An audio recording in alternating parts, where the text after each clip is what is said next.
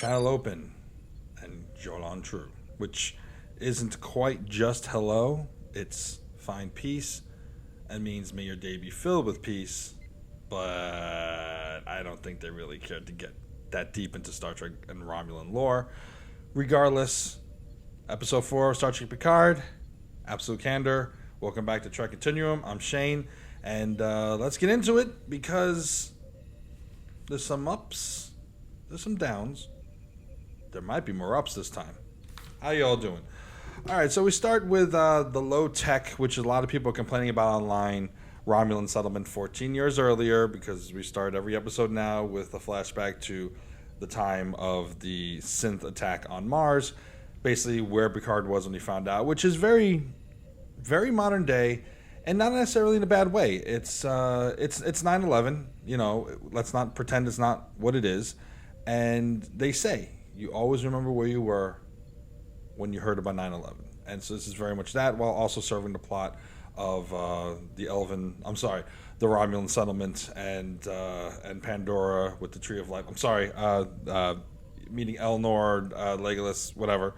But it does serve a good purpose to show the path of what Picard was doing when he was dressed like that bad guy from Indiana Jones and not in a Starfleet uniform for some reason to help the Romulans in their resettlement camp. A lot of people complain that it was low tech, but oftentimes when a society falls, a society crumbles, they end up back, not in the Stone Age necessarily, but they end up falling back into the very basics of society. Very elemental, very raw. So I have no problem with that. I don't see why that's a problem. I think that's a good thing. It felt very Western meets Rivendell meets Pandora to me. We don't really truly know a lot about Romulan culture. We know a lot about Vulcan culture, and I felt that there were elements of that in there, which would also make sense that they would maybe fall back to some more elemental origins of their society. That's great English there, Shane. Thank you.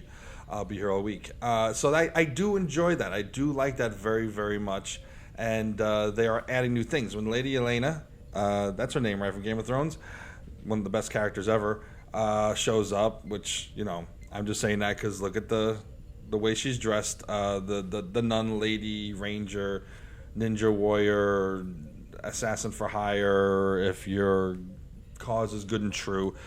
It doesn't quite work for me, all that, but again, they're trying to build on the lore and the mythos of the Romulans, which I think I would automatically warm to it quicker had it been part of the golden era of Trek with Next Gen, DS9, so on.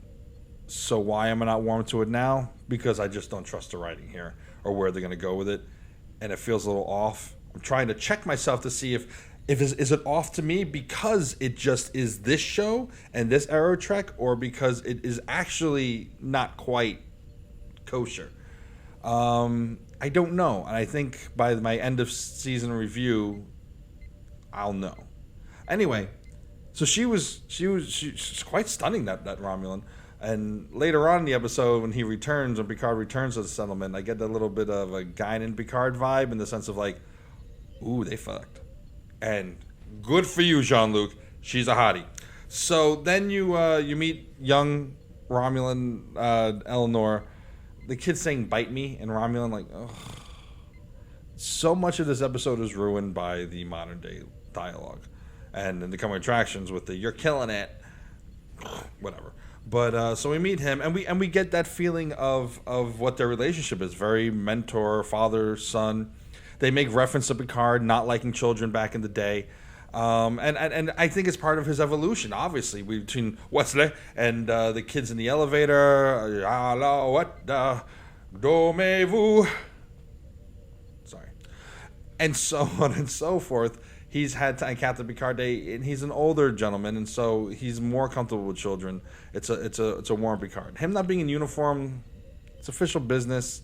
I think being in uniform shows that you have the backing of Starfleet and the Federation. Him coming in his, P. Diddy yacht white party best outfit, little off to me, very off to me. But regardless, he's fencing with the kid. It felt like an older Picard. It felt good to me, so I don't mind it. And then of course he finds out from bootleg Zoe that the Synths have attacked, and that he will be back. That they're not going to abandon, and I have a huge problem with that. While they haven't gone full Luke Skywalker with Picard, the fact that he gave up, and he never went back and he never touched base, that feels like a betrayal of his character to me. And I mean, you have to go with it as part of the storyline, and I think they do a good job of reconciling that as best as they can with this episode. They talk about his guilt and his shame from that, but it's still, I have issue with that. So then we end up, back in... and one thing about the colony I do appreciate is that it's very wide and open. I make jokes about it being Rivendell and Pandora and whatnot. And, of course, the Firefly music. I mean, can they try harder to be Firefly Serenity? I love Firefly Serenity. It is some of my favorite science fiction of all time. But it's not Star Trek. And it was made not to be Star Trek. And I just... So, and then that kind of twang background music is not Romulan. So I have issue with that. But I do like the fact that the society is very open. Romulus, back in the day in Next Gen, was very claustrophobic.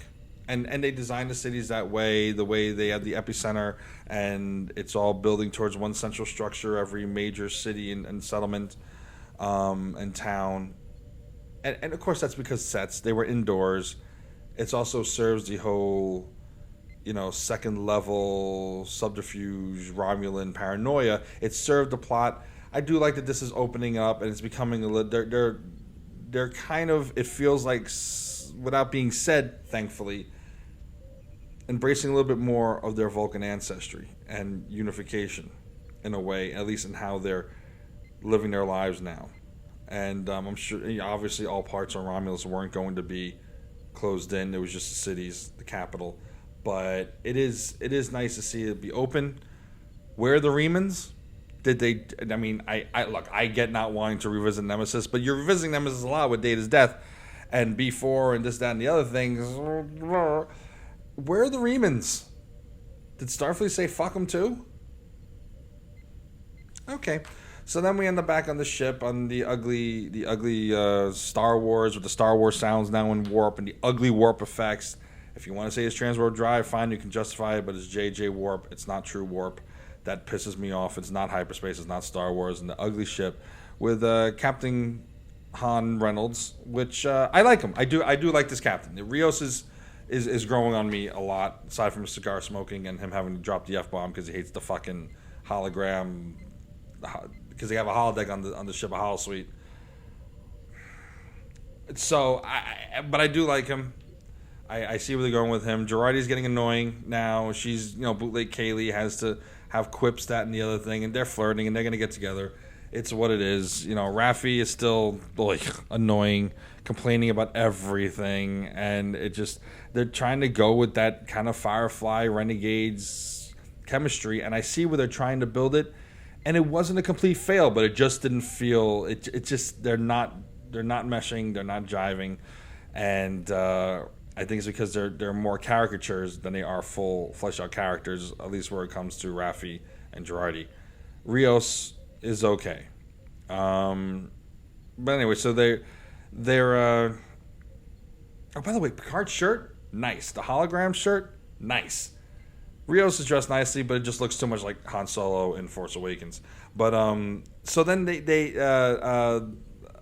Laris and Javon sent a full holographic recreation program to the ship so Picard would feel at home, so he could sleep in the holodeck. Look, finite budget. It is what it is. It's a way to not to have to build more sets. To me, though, it does not make sense for Picard. They made this whole story point in the last episode about how he feels more comfortable out there. He thought he could find refuge here. He thought he could make a home here at the Vineyard, meaning, but in spaces where he belongs, and he does. He's Jean-Luc Picard. Son. I mean, we wouldn't say son, but I was on starships before EMHs and holographic interfaces were a thing in this century, because you had to make up for it in the past. He should want to be on quarters. Okay, you know what? That's just his caretakers trying to look out for him. But I feel like he was too into it, and that feels like a betrayal of Picard. I think he would be very, very happy to be in the quarters on a starship, and they made a point of that. And now it's just like, oh, we have to find a reason to justify having less sets and just always reverting back to the chateau. Whatever. So, we have the Romulan Elven ninjas. Again, it feels a little more Vulcan and whatnot. And they get back there to the planet, and it's been the settlement. It's more run down. It's more isolationist. It's all very good themes of what happens when a people can feel abandoned, that they only have themselves. They have mistrust of people who they feel hurt them, wronged them. It's all very, very, very real. And they didn't beat you over the head with it, nor was it completely in the background. It was just subtle enough, and God help me, I'm saying that subtlety in Picard. I like what they've done with this colony and how it's changed, and some of the older Romulans look at him with respect, and with Picard with respect, and others with absolute disdain, and some just don't truly understand what happened. And how often does the common person really understand what happens to them in their society when governments and militaries are involved? And I think that's brilliant how they did it. They touch on his mortality, when he says, maybe for the last time, he tells Raffi that he's going back, and that's the Ironic syndrome that they don't want to name. They're dealing with mortality issues. He's going on his goodbye tour. It's very long form Doctor Who, when the 10th Doctor said goodbye to everybody in his last special. That being said, we're almost halfway through the season, and we're still just building. The pacing is an issue. I'll get a little more into that later. And we're still this is a way to get Legolas on the ship. This all should have been wrapped up in episode 3. I feel like 2 was way too much filler. But you could have combined 2 and 3 and then had this very good standalone episode. We're almost halfway through. So we're back. And Elnor, Legolas, is pissed at him. And I get it. I get it. He feels abandoned by Picard. He was his mentor. He never came back, and he has every right to feel that way. Is it a little too bratty? Yes. It's a little too modern and in your face. The subtlety is lost there. But, there are very nice things that they had going on with that. Them talking about how he had spoken with him about Data and mentioning Spot, and he wants to see a cat. He's a child. And, he's grown up in a society that he can't fully be a part of because it's all female. And, we can get into the finer aspects of, it's another woman in charge and this, that, and the other thing. And it's always got to be that. It's always got to be a woman telling Picard how to behave, how to act. This was subtle enough, and this is part of a lore that I can get behind. The Starfleet, and Rizzo, and the Admiral, it is what it is. But this worked, I feel, and I do like their relationship and Picard's need to make amends with Elnor and Elnor's desire to be close to him. I do feel he lashes out a little bit too much, but he has his kinship with Jean-Luc, and it's so important to him and to both of them to be in each other's lives, and it's a nice relationship. It's very in line with the evolution of Picard, like I said earlier, with children, and I do appreciate that very, very much. And so then we got to go back. I'm jumping around here. We go back to Soji and Narek, and it just takes you out of the episode. Every time we go back to them, it takes me out of it. It's just they're so CW bad. And they're drinking Romulan ale out of a very similar container as the one that Bones presented to Kirk in Star Trek II, The Wrath of Khan. I guess that's the customary bottling, which we haven't really seen since. We've seen that bottle used in other areas of Trek. It just seems more like a callback fan service member berry, but, it's fine. That's totally fine. It is what it is. And I tell you one thing. It goes in blue. It comes out blue. Star Trek The Experience. I missed that place. So they're having Romulan ale and blah, blah, and then they're mumbling stuff that you can't understand. And then they go, he's going to take her to where the files are, and he's talking about the no shoes Borg ritual, which I was like, wait, what? And then, of course, it's the Disney falling in love animated Disney movie where they're running and sliding and spinning and kissing, and then it becomes a bad rom-com where he says something stupid and she gets upset and he calls her back, and it's just so fucking bad. Oh my god, with those two. And then Picard's in town. No Romulans. I know Romulan's only sign is thrown down, and we get the scene, which in my opinion was the best scene of the episode, where the former Romulan senator starts giving Picard the business that he gave up on them. And he's absolutely 100% right. Picard gave up on them. He just gave up, and he shouldn't have. That's not Jean-Luc Picard. And Picard's trying so hard to make amends and do the right thing. And it was so very Picard when he threw down the sword, when he tried to reason with them. It was the diplomat Picard. And it was such a good scene, and I think it really played into the feelings that people can have when they feel abandoned, when they feel wronged, when they feel like it became a racial matter as opposed to a humanitarian matter. And I do very much like how they were tackling that, until Legolas shows up, does his very unnatural spin around triple axel in the air, and with one fell swoop swipes off the guy's head. I mean, at least, yeah, acid didn't come out. I know it's tablets, but other people aren't quite getting the fact that the Romulan assassins are biting on the tablets, so maybe this will shut them up with that. That didn't like that. But then they beam away, and Picard instantly chastises him. Tells him how he's going to behave, what he's going to do, how he's going to follow his lead, and how that was completely unnecessary. And so it kind of redeemed it for me. I didn't like the motion of it as far as the spin and the one swipe. But I do very much appreciate the fact that Picard instantly was Picard and told Legolas that he will never do that again, and he will follow his lead. And he was a father, he was a mentor, he was a captain in that moment, and he was the moral Picard who made a mistake by abandoning these people and is trying to make up for it. That was a very, very Jean-Luc Picard moment, and I appreciated that. I think that was the most Picard moment we've had between those two scenes this entire series and these 4 episodes so far. So I very much I like that. And then of course Raffi's got to ruin it with a boy with a stick. Shut up!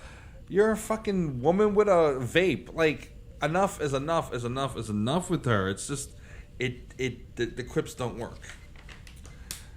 And then we have, okay, look, Rizzo is super hot. Those boots, that leather, oh my goodness gracious me. But she's so super stupid. The character, the writing, Dr. Evil-esque. It was like Dr. Evil meets Cruel Intentions this scene. And it feels more Cruel Intentions, PG-13 kind of instead. If you want to add depth to Narek, now I'm not saying copy Jaime Lannister, but copy Jaime Lannister. You know, if you're really going to make some kind of like incestuous kind of insinuations, go have him truly love his sister in some way, that he's truly going to be turned. Because I feel like they're going to turn him good. He's actually probably starting to have feelings for Sochi, and I just don't feel the conflict in him. I see what they're trying to do. I don't feel the conflict in him. And while I don't think incest is the way to go, and they are not Cersei and Jaime, and they never will be, the writing can never be to that caliber. It's on season 8 caliber, but that's neither here nor there.